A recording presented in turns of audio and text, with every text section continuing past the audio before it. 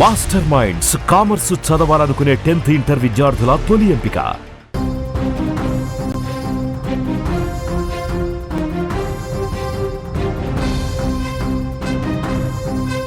తెలంగాణలో రవాణా వ్యవస్థకు వెన్నెముకగా ఉన్న ఆర్టీసీ మరోసారి పోరాట పథం పట్టింది.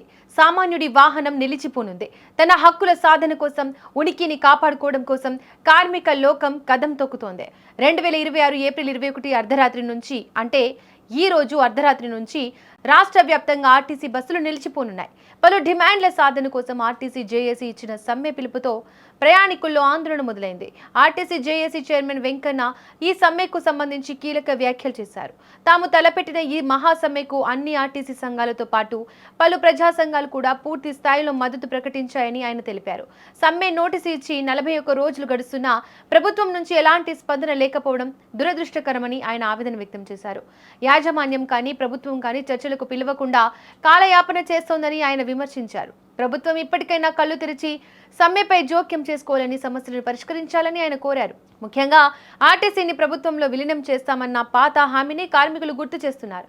ఎన్నికల సమయంలో ఇచ్చిన ఈ వాగ్దానం ఇప్పటికీ కాగితాలకే పరిమితమైందని వారు మండిపడుతున్నారు.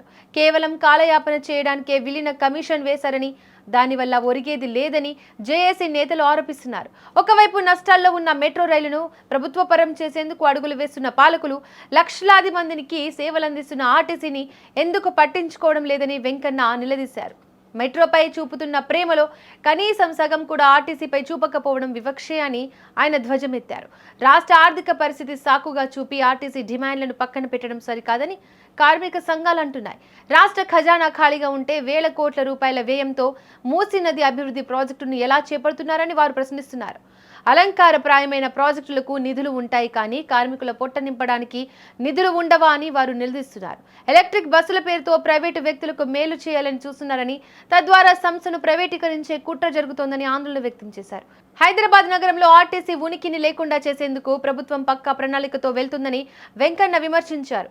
అయితే ఆర్టీసీకి చెందిన విలువైన భూములను సైతం ప్రైవేటు వ్యక్తులకు కట్టబెట్టే ప్రయత్నాలు జరుగుతున్నాయని, దీనిని కార్మిక లోకం అడ్డుకుంటుందని హెచ్చరించారు.